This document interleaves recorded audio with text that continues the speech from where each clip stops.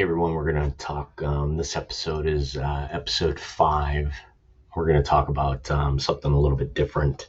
We're going to talk about getting past your race. A conversation that I had with a friend of mine a few weeks ago it keeps coming back. And some of the things that I said to this friend of mine were pretty important. And I tell everybody that I say some pretty interesting things that when I don't think about them, but I think it's important that we address what was said. So in the conversation surrounding right around the time that just after the George Floyd issue here in my backyard in Minneapolis happened, I had a conversation with a black friend of mine, and a very good friend of mine. He's been a friend of mine for years, and um, he's very upset, and he asked me how I thought about different things. And what I said to him was that I told him to get past his race. And that's a very bold statement. And I stand by it. And he was very upset about it, and very defensive about it. And I said, don't get me wrong. I said, you don't need to get over your race, but you need to get past your race. And he asked me to explain what I meant. And, I did. And here's what I explained to him. And I want to explain this to everybody in a very sensible way, sorry, is that, your race, my race, is not what defines me. I am a white person. If I have to fill out a form and there's a whole bunch of boxes, I'm going to choose white because I've been programmed to choose white. But that isn't necessarily true. And if I look back, I believe it's 1/8. I'm 1/8 Indian. My great grandmother was full-blooded Indian. Not a cool tribe, one that up near the Cleveland area that nobody really knows of. It's not cool Cherokee or Comanche or any of those cool tribes that everybody knows about or tries to be one. But I have been programmed growing up in life to tell people that I am white. And he said, well, I'm black. I said, yes, you are, but that isn't what defines you. The color of your skin is not what defines you. Your actions as a person is what defines you. And I told him to stop using his race as a crutch. And he got more angry. And I understand why he got more angry. And then I said, well, look at, and I'm going to get personal for just a moment. With a lot of information that people don't necessarily know about me, other than my close personal friends. But I said, think about my son for a moment. And he knows my son. And I said, what is he? And he stopped and he thought about it and he said, I don't know. What is he? So I'm going to back up that story now. And I'm going to go back 8, 9, almost 10 years now. My son I raised as a full-time single parent from the time that he was 11 until he was an adult, or near adult. I mean, I had help from other family members and whatnot. But I remembered, and I shared this conversation with my friend. And I said, when my son, who is the light of my life, I mean, I tell everybody that I love my son always, but I don't always like him at any given point in time, because now he's an adult and he's being an adult or a young adult. But when my son, I think he was 12, my son came to me, and my son is half white, and he is 1/4 Hispanic, and he is 1/4 black. And, his mother was half Hispanic, half black. So my son came to me the one day, and kids ask their parents crazy questions, but I think he was about 12, and he came out and he said, "Dad, what am I?" And I said, "I don't know what you're getting at, buddy. I mean, what are you? What do you mean, what are you?" And he said, "Well," he said, "Am I white?" And I said, "Well, yeah." And he said, "Am I black?" And I said, "Yeah, yeah, you are." And he said, "Well, am I Hispanic?" And I said, "Yeah, you are that too." And he said, "But everybody keeps asking me, and I don't know what to tell them as far as what I am." And I thought about it, and I said, "Buddy, you're American. Um, I don't know how to tell you that any differently." And he said, "Yeah, but I have to be one of those, Dad." And I said, "No, buddy, you don't.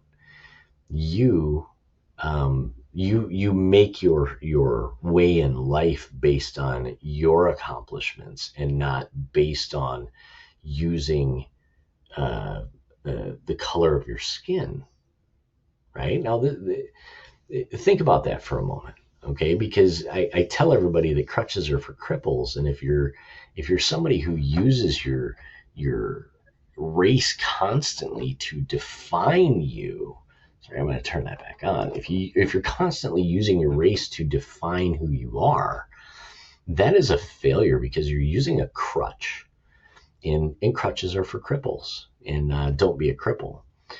Um, and so my son, he left and he was confused. And one of the things I'll share with everybody is that when you're raising a mixed race child, I would almost argue that anybody who is of mixed race in today's current climate actually has a tougher hill to climb than even if they were all one specific race. And think about that for a moment, okay? Because my son, through his childhood, and I'm gonna share a couple of things with you. This is probably going to be a little bit of a lengthy video, but um, he would go to school and he would take a standardized test, and they would ask him what race he was. Well, is he a majority white? I mean, if you look at a picture of my son, which I'm not going to share that, I mean, it's pretty easy to find if you look at my social media profiles or whatever. I mean, I love my son to death, and he's in a lot of pictures with me. He doesn't look white. Okay, I mean, there were times I would pick him up from school, first day of school in a new year, and I would say, I'm here to pick up my son. Well, which one is he? Well, Andrew, and they'd look at me, right, because we lived in a predominantly white town, and predominantly, I mean, well over 90% of that town in Minnesota was white, and he was one of the few brown kids in the entire city. Okay, and not a huge city, but a fairly sizable city. And so anyways, he would have to fill out a test form, and they would ask him for all of these specifics of his demographic. And who knows why? I mean, I'm sure they're getting money or grants or whatever based on minorities, which I think is foolish, right? Because again, we're using these crutches. Even our educational system is using these crutches. And I would have constant interactions with the school principal, whether it was elementary school or junior high school or high school. And I'd say, why does he need to do this? I mean, it seems like you're creating a barrier for him that he has to cross based on the color of his skin. All right, so fast forward a little bit, and my son graduates from high school, and he applies to go to college. And we'll leave the college out of this, but my son, over the course of the next 6 years, we went through this process of what am I, and defining who that is, and going through the motions of, from a parenting aspect, of explaining to my son that none of that matters, okay? Because it doesn't, it's hard for people to understand. It's hard for ignorant people to understand that if you wear your race on your sleeve, your heart on your sleeve, your race on your sleeve, that will almost always ultimately cost you more than it gains you or gives you. So fast forward to his college application. The college that he was applying to actually would, he was accepted into the college. He fills out all of his stuff, or not accepted. He was going through the application process. And we get back to the race thing, right? So on the college application, it says, are you white, Hispanic, black, Asian, Pacific Islander, whatever? And my son says, well, Dad, he turned it in blank. That area was blank. And they kicked back his college application, right? So they temporarily rejected his college application because he did not define his race. Okay? And I'm going to get excited here in a moment. Excited in kind of a what the fuck, right? I mean, why does that matter? I'm paying for him to go to college. It should never matter what the color of his skin is to determine whether he's accepted, because that's based on the merits of his workload and his grades and everything else. So I reached out to the college and I said, hey, I don't know how you expect him to answer this, but here is the scenario. And the answer that I got back from that college, and I won't mention the college because he's currently at that college, but they said, well, we would appreciate it if you would mark, or he would mark that his race was black. And I said, but it isn't. It's that's a percentage of his race is black, and it's also an equal percentage that his race is Hispanic. But then both of those combined are equal to him being white. So I really don't understand why you would ask for him to complete his application in that way. And they explained that they would get more funding and money if he put on his application that he was black.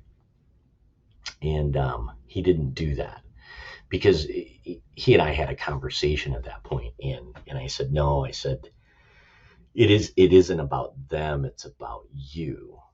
So I said, if you have to go by percentage, now think about this. If you have to go by percentage, I guess my brown son has to mark on a college application that he's white, because by percentage, his genetics is majority white, being half. Is that really fair to him?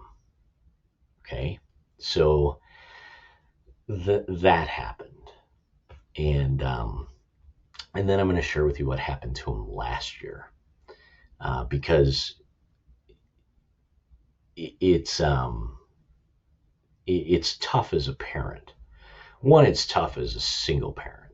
Okay, and I give a shout out to all single parents out there, because you'd be amazed at just the daily issues that happen as a single parent. But let's fast forward to what happened last year.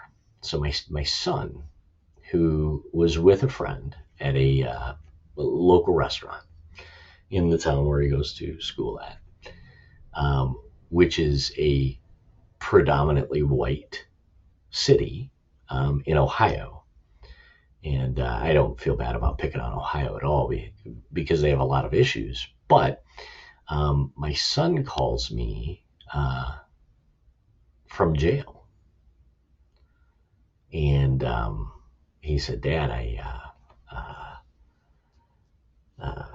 he said, I was arrested. And I said, well, what did you do? Right? Because growing up, I taught my son that, to always trust the police, to always, if anything ever goes wrong, the very first thing you do is you always go to the police. And I also, raised him in a way that, I explained that integrity is the one thing that you're given at birth, that the only person that can take that from you is you. So, and I shared with him to never ever do anything in life that he would be ashamed to tell his grandparents about. Okay, so take all of that. My son has been arrested, and I said, "What did you do?" And he said, "Well, the guy I was with when we were eating in the restaurant, the police came through the parking lot and they ran the license plate, and the person I was with had a warrant out for their arrest. So when we came out from having lunch, they arrested us both." And I said, "Wow, that's interesting. I can't see how that makes sense." Okay, and me being a parent, I'm not probably the normal parent that assumes that their child is always right. I am a parent I am a person who always looks to cut through, three sides to every story, one side, the other side, and somewhere there is the truth. And I'm always going to hope that that version of what the truth is closer to my son's version, because that's the way I raised him. So he said, "I don't know." And I said, "Well, let me speak to somebody there." So I speak to a police officer. And the police officer, I said, "What is my son being charged with?" And the response that I got was, "We haven't figured that out yet, but he's brown, so we obviously will find something on him." Wow. Are you fucking kidding me? Okay, so there's some lessons here, and I'm not going to give you the full, my son was released, and he's always been a good kid, and I'm going to stop talking about the personal aspect of this for just a moment, or for the rest of this. But it's important to know that, that was an experience of mine, as part of his experience. And it asked me to question a lot of things. Okay. Do I still support the police? Absolutely. Absolutely I do. Okay. Because, one, there are bad apples. If you have 100 good apples, you are guaranteed to find one or two that are not good apples. Okay, but that does not represent the majority.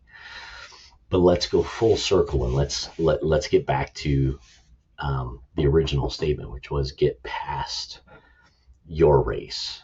Okay, because what I'm seeing is the media and everybody out there, and I don't care who it is. I don't care if it's the Breitbart or CNN or the politicians of Trump or Pelosi, or none of that matters. Okay, the strength and weakness of America lies within its people and its citizens. We are either strong because we are united, or we are weak because we are divided.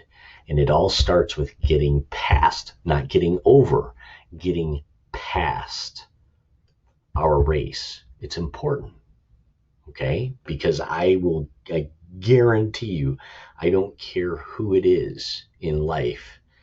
I've never heard and never will hear Bill Gates claim that his success was because he was white. Likewise, whoever the failure is on the other side, we should never be hearing that their failure was because they were whatever.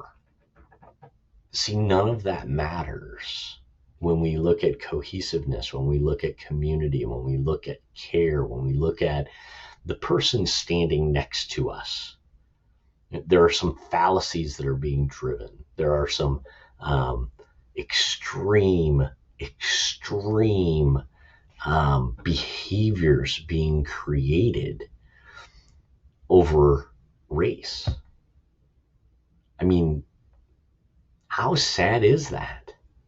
That 100 years from now or 200 years from now, I won't be here. But I'm guessing based on just the integration in the mixed families and everything else, I think we're going to live in a tan world. And then what do we do? What do we use as crutches for that? I mean, at what point do we just wake up and we say, I'm going to be successful today because I did it? Okay? What we're actually experiencing I'm not going to get on my high horse, but what we're actually experiencing in our society currently is the fact that we're holding ourselves back because we're so stuck on the idea that we can't make forward progress for whatever reason, and that reason being the color of our skin.